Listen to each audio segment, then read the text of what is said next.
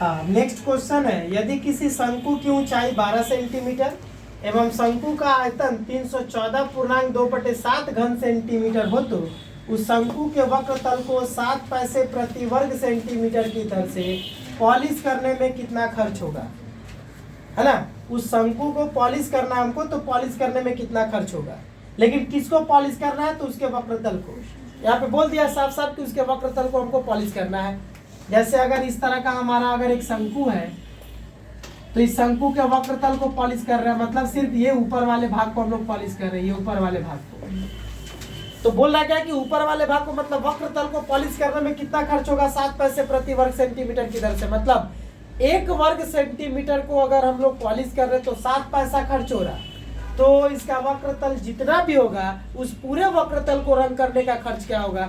तो हम बताए थे कि जब भी हम लोगों को खर्च पूछ देगा तो हम लोग देखेंगे कि खर्च किसका पूछा है, वक्र तल का खर्च पूछा है कि संपूर्ण तल का खर्च पूछा है कि किसका पूछा है।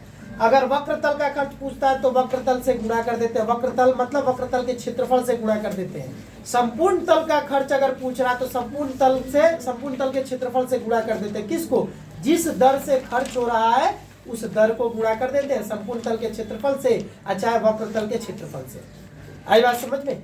तो यहाँ पे हम लोगों को वक्र तल के क्षेत्रफल को हम लोग को 7 पैसे प्रति वर्ग सेंटीमीटर की दर से रंग करना है, तो कितना खर्च पड़ेगा ये हम लोग को निकालना है। तो हम बताएं कि मेंसुरेशन का जब भी सम हम लोग करते हैं तो सबसे पहला फोकस हमारा कहाँ रहता है, तो हम लोग वहीं पे फोकस करेंगे सबसे पहले कि हमसे सवाल में पूछ क्या रहा है, क्वेश्चन क्या किया है। तो हमसे सवाल में पूछा है कि वक्र तल को 7 पैसे की दर से पॉलिश करने में कितना खर्च होगा, मतलब वक्र तल के क्षेत्रफल का खर्च हमको निकालना है पॉलिश करने का।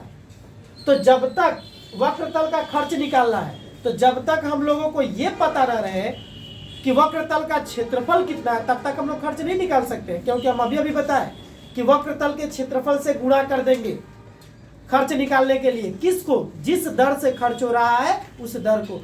तो किस दर से खर्च हो रहा है, 7 पैसे की दर से। तो 7 पैसे को हम लोग गुणा करेंगे किससे, वक्र तल के क्षेत्रफल को। तो हमको पता है कि वक्र तल का क्षेत्रफल कितना है, सवाल में दिया है क्या, नहीं। तो हमको वक्र तल का क्षेत्रफल निकालना पड़ेगा, नहीं दिया तो हमको निकालना पड़ेगा। तो क्या करेंगे, हम देख रहे हैं क्या कि खर्च निकालने के लिए हमको वक्र तल का क्षेत्रफल हमको पता करना पड़ेगा कि वक्र तल का क्षेत्रफल कितना है। तब जाकर के हम इसमें गुणा करेंगे 7 पैसे का, तब जाकर के हमको कुल खर्च मिलेगा।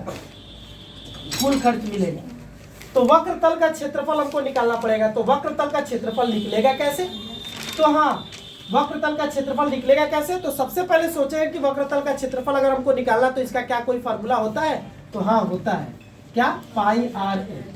तो अब देखेंगे कि इस वक्र तल के क्षेत्रफल को निकालने के लिए हमको क्या क्या चाहिए। तो देख रहे हैं कि इसके वक्र तल के क्षेत्रफल को निकालने के लिए हमको अर्धव्यास चाहिए और तिर्यक ऊंचाई चाहिए, आर चाहिए और एल चाहिए, दोनों चाहिए, है ना। तो अब सवाल में पढ़ेंगे और देखेंगे कि आर और एल क्या हमको दिया है, अर्धव्यास और तिर्यक ऊंचाई सवाल में कहीं दिया है, सवाल पढ़ लिए, कहीं भी तिर्यक ऊंचाई या अर्धव्यास का जिक्र नहीं किया है। सवाल में किसका जिक्र किया है, तो ऊंचाई का और आयतन का। ऊंचाई और आयतन, बस यही 2 चीज का जिक्र किया है, और हमको चाहिए अर्धव्यास और तिर्यक ऊंचाई। तो हम लोग अर्धव्यास और तिर्यक ऊंचाई को कैसे निकालेंगे, तो अर्धव्यास और तिर्यक ऊंचाई को निकालने का क्या कोई फार्मूला है, तो एक फार्मूला है जिससे हम लोग निकाल सकते हैं, लेकिन इस फार्मूले का एक कंडीशन है। यह है वो फार्मूला, अर्धव्यास तिर्यक ऊंचाई को लेकर के यह है वो फार्मूला, लेकिन इस फार्मूले के द्वारा करने का एक कंडीशन है। कंडीशन क्या है कि एक राशि का मान निकालना हो और 2 राशि का मान पता हो। अगर 2 राशियों का मान पता है तभी जाकर के किसी एक राशि का मान निकाल पाएंगे। यहाँ पे तो हमको आर और एल दोनों का मान निकालना है, 2 राशि का मान निकालना है, तो ये फार्मूला अप्लाई नहीं हो पाएगा। क्यों, क्योंकि ये फार्मूला अप्लाई तभी होगा जब 2 चीज का मान पता है और 1 चीज का मान निकालना हो। हमको तो यहाँ पे 2 चीज का मान निकालना है, तो ये वाला फार्मूला एप्लीकेबल नहीं, ये वाला फार्मूला हम लोग अप्लाई नहीं कर सकते हैं। आई बात समझ में। तो कहने का मतलब आर और एल निकालने का अब क्या कोई फार्मूला है, बिल्कुल नहीं है। आर और एल निकालने का अब कोई फार्मूला नहीं है, इसके अलावा ये फार्मूला अप्लाई नहीं हो सकता है अभी।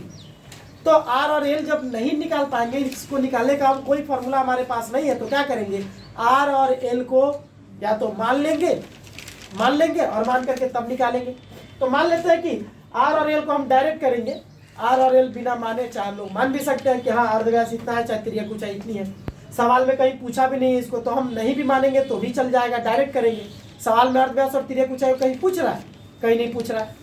सिर्फ हमको अंदर ही अंदर जानना है कि आर और एल निकालना पड़ेगा वक्रतल का क्षेत्रफल के लिए। सवाल में इसके बारे में कहीं कुछ नहीं पूछा है, तो हम लोग नहीं भी मान सकते हैं, डायरेक्ट भी कर सकते हैं। तो डायरेक्ट करने जा रहे हैं हम। कैसे करेंगे? आर और एल का मान तब निकलेगा कैसे? निकालने के लिए क्या करेंगे? तो हम बताए हैं कि निकालने के लिए या तो इसको मान लेंगे, तो हम बोले कि डायरेक्ट करेंगे। तो डायरेक्ट अगर करते हैं तो मानते नहीं है, बिना माने डायरेक्ट हम लोग क्या बनाएंगे? तो समीकरण बनाएंगे। अगर मानते हैं तो मानने के बाद समीकरण बनता है, लेकिन नहीं मानेंगे तो डायरेक्ट समीकरण बनेगा। समीकरण बनाएंगे। समीकरण बनता कैसे? तो सवाल में जो दिया हुआ वही निकाल के बराबर दिखाएंगे। लेकिन सवाल में देख रहे हैं क्या, इस सवाल में दिया क्या है? तो सवाल में हमको शंकु की ऊंचाई दिया और आयतन दिया है, दो चीज दिया है। तो हम किसको निकाल के बराबर दिखाएंगे? किस चीज को निकाल करके बराबर दिखाएंगे? तो हम लोग उसी चीज को निकाल करके बराबर दिखाएंगे जिसमें जिनका मान निकालने जा रहे हैं वो छुपा हो।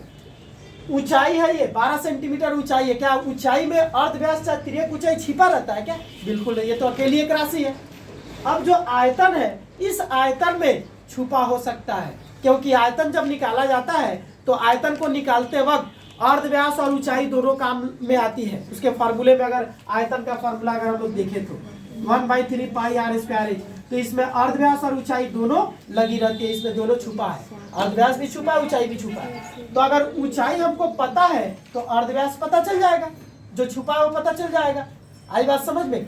तो हम लोग हमेशा जो दिया समीकरण बनाने के लिए जो दिया हुआ है वही निकाल के जब बराबर दिखाते हैं ना, तो हम लोग सवाल में बहुत कुछ दिया रहता है, लेकिन हम लोग किसको बेसिकली किसको निकाल करके बराबर दिखा करके समीकरण बनाएंगे? तो सवाल में उस चीज को निकाल करके बराबर दिखाते हैं जिसके अंदर जिनको निकालना है वो छुपा हो। तो आयतन के अंदर छुपा हो सकता है अर्धव्यास और तिर्यक ऊंचाई, छुपा हो सकता है आयतन के अंदर, लेकिन ऊंचाई के अंदर तो अर्धव्यास और तिर्यक ऊंचाई नहीं छिपी रहेगी, तो अकेली एक राशि है। तो छिपा किसके अंदर होगा? आयतन के अंदर छुपा हो सकता है। तो हम लोग भी क्या करेंगे? फिर से आयतन निकालेंगे। जो आयतन दिख रहा है ना, इसको छोड़ करके, जो आयतन हमको दिया हुआ है इसको छोड़ करके हम लोग फिर से नए सिरे से हम एक आयतन निकालेंगे और उस आयतन को इस आयतन के बराबर दिखाएंगे, समीकरण मिलेगा। क्यों फिर से नया हम लोग आयतन निकालने जा रहे हैं? इसलिए क्योंकि जब आयतन को आयतन के बराबर दिखाएंगे ना, तो आयतन के अंदर जो छुपा हुआ है वो पता चल जाएगा। आयतन के अंदर जिस चीज को, जो चीज छुपा हुआ है वो तुरंत पता चल जाएगा।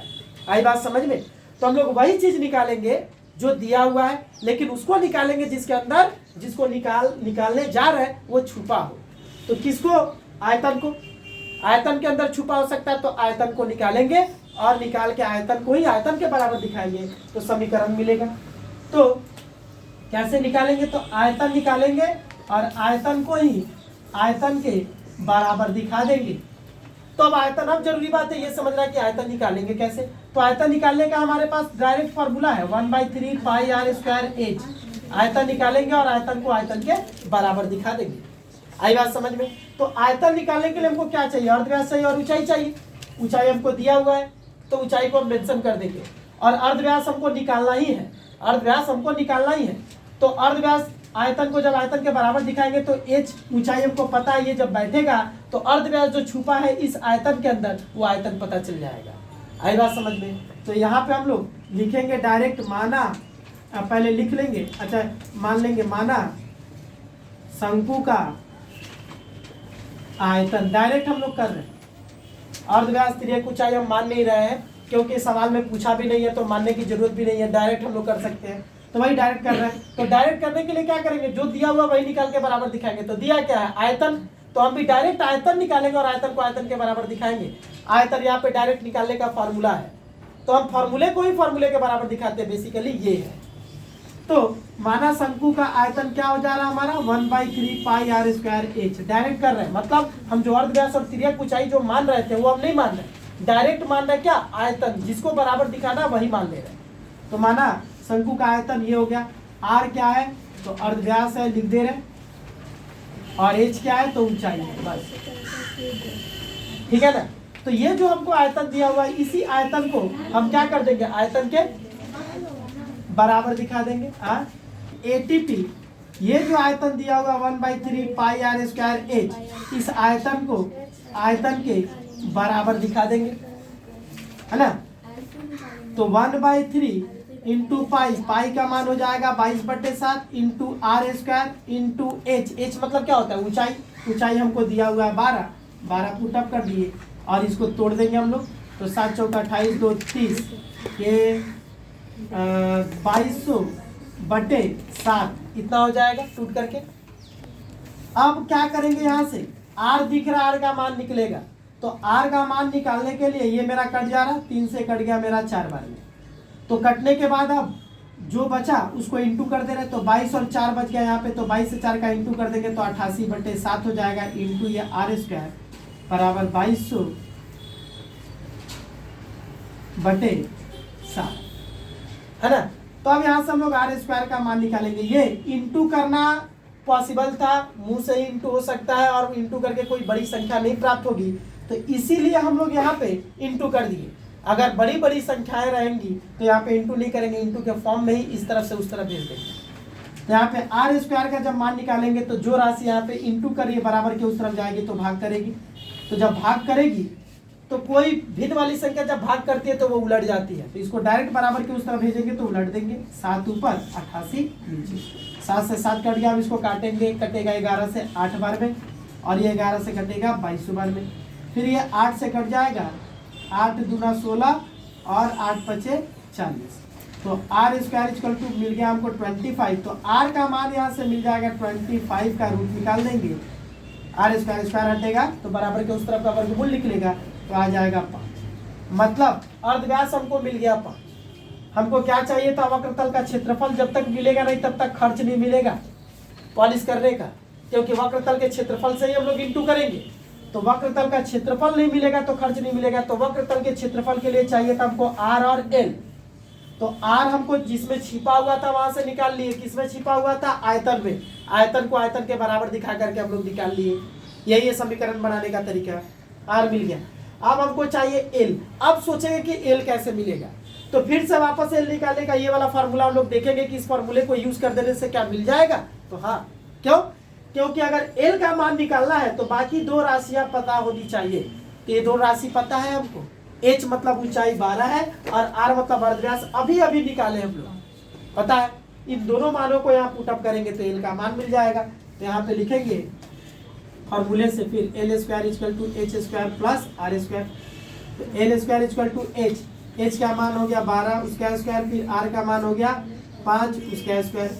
तो एल स्क्वायर इक्वल टू 12 का स्क्वायर 144, 5 का स्क्वायर 25। तो एल का जब मान निकालेंगे तो हो जाएगा 169 उसका स्क्वायर रूट निकलेगा। तो एल इक्वल टू 169 का स्क्वायर रूट हो जाएगा 13। आई बात समझ में? 13 हो जाएगा। तो कहने का मतलब ये हुआ कि हम लोग एल मतलब त्रियक ऊंचाई भी हमको पता चल गई। वक्रतल का क्षेत्रफल निकालने के लिए जिन दो राशियों की जरूरत थी वो दो राशि हमको पता चल गई, आर और एल। अब हम वक्रतल का क्षेत्रफल अब बिना किसी मतलब कि समस्या के निकाल सकते हैं, बिना किसी रुकावट के। तो वक्रतल का क्षेत्रफल मिलेगा तो उस दर से, तो वक्रतल के क्षेत्रफल को दर से इंटू कर देंगे तो खर्च भी मिल जाएगा। तो यहाँ पे लिखेंगे कि शंकु के वक्रतल का क्षेत्रफल तो हो जाएगा फॉर्मूला पाई आर एल। पाई का मान 22/7 इंटू आर, आर मतलब अर्धव्यास 5 और एल मतलब तिर्यक ऊंचाई 13। तो इंटू कर देंगे तो कितना आ जाएगा? 1430/7 इतना वर्ग सेंटीमीटर, यही ना? इतना ही वर्ग सेंटीमीटर आएगा। ये हो गया मेरा क्या? वक्रतल का क्षेत्रफल। ये खर्च नहीं निकला अभी, अब खर्च निकलेगा। तो लिखेंगे शंकु के वक्रतल को पॉलिश करने का 1430/7 से 7 पैसे का हम लोग क्या कर देंगे? इंटू कर देंगे। तो 7 से 7 कट गया तो बच गया 1430 पैसा। ये जो आएगा ये आंसर मेरा पैसा में आएगा, लेकिन इस पैसा को हम लोग रुपया में बदलेंगे। तो 1430 को हम लोग 100 से भाग दे देंगे तो पता चल जाएगा कितना पैसा आएगा। तो एक के पीछे कितना जीरो दिख रहा है? 2 जीरो ना, तो दशमलव बिंदु 2 स्थान इधर खसक जाएगा। तो 14.30 आ जाएगा इतना रुपया, मतलब 14 रुपया 30 पैसा। पॉलिश करने का खर्च 14 रुपये 30 पैसे आएगा। ये हो गया हमारा क्या आंसर। सर 1 0 कर दो। हो गया।